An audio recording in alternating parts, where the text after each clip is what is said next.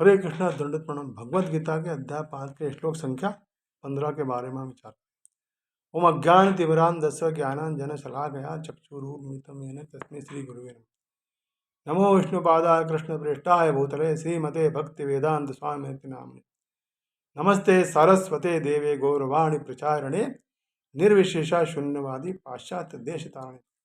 जय श्री कृष्ण चैतन्य प्रभु नित्यानंद श्री अद्वैत गदाधर श्रीवासादि गौर भक्त। हरे कृष्ण कृष्ण कृष्ण हरे हरे, हरे राम राम राम हरे। अध्याय 5 के श्लोक संख्या 15। न आदत्ते कस्यचित् पापं न चैव सकृतं विभु अज्ञानेनावृतं ज्ञानं तेन मुह्यन्ति जन्तवः। यानी परमेश्वर न तो किसी के पापों को ग्रहण करते न पुण्यों को, किंतु सारे देहधारी जीव उस अज्ञान के कारण मोहग्रस्त रहते हैं जो उनके वास्तविक ज्ञान को आच्छादित किए रहता। तात्पर्य श्रीला प्रभुपाद बताते हैं कि विभु का अर्थ है परमेश्वर, जो असीम ज्ञान, धन, बल, ऐश्वर्य, सौंदर्य तथा त्याग से युक्त है।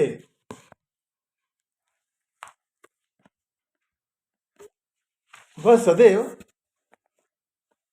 आत्मतृप्त और पाप पुण्य से अविचलित रहते हैं। भगवान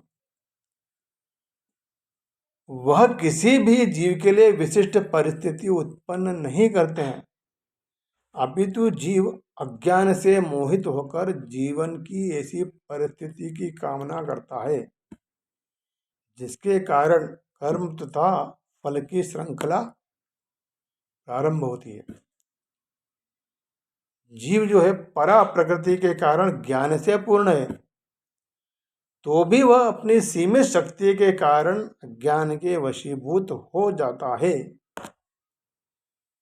भगवान सर्वशक्तिमान है किंतु जीव नहीं है। भगवान विभु अर्थात सर्वज्ञ है किंतु जीव अणु है। जीवात्मा में इच्छा करने की शक्ति है,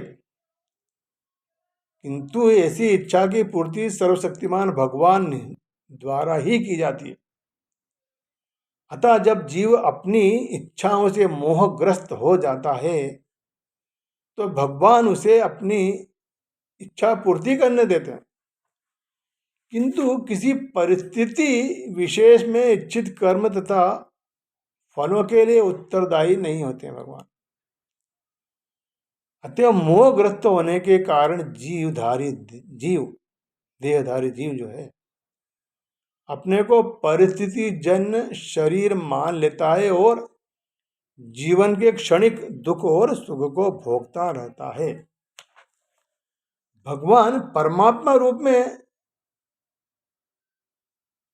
जीव के साथ हमेशा रहते हैं मनुष्य के हृदय में।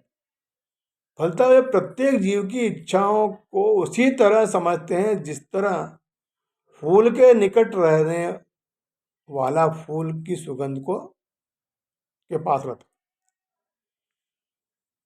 इच्छा जीव को बद्ध करने के लिए सूक्ष्म बंधन है।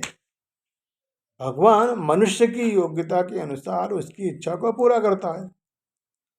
अपन सोची हाथ नहीं, प्रभु सोची तत्काल। अतः व्यक्ति अपनी इच्छाओं को पूरा करने के लिए सर्वशक्तिमान नहीं होता, किंतु भगवान इच्छाओं की पूर्ति कर सकते हैं।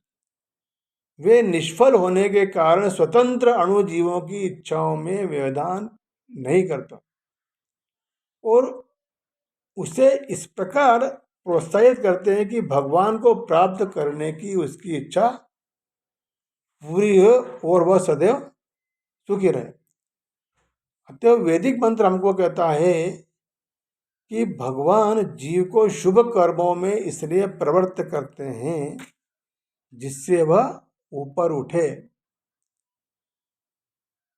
भगवान उसे अशुभ कर्मों के लिए इसलिए प्रेरित करते हैं कि वह नरक में जा। जीव अपने सुख दुख में पूर्णतया आश्रित है। परमेश्वर की इच्छा से वह स्वर्ग या नरक में जाता है। जिस तरह वायु के द्वारा प्रेरित बादल इधर उधर जाते रहते हैं। अतः देहधारी जीव कृष्णाकांक्षा की उपेक्षा की अपनी प्रवृत्ति के कारण अपने लिए मोह उत्पन्न करता है।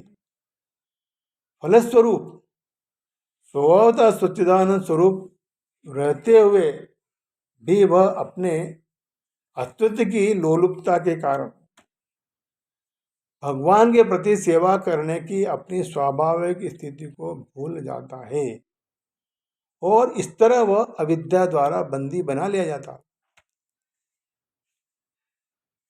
अज्ञानवश जीव यह कहता है कि उसके भवबंधन के लिए भगवान जिम्मेदार है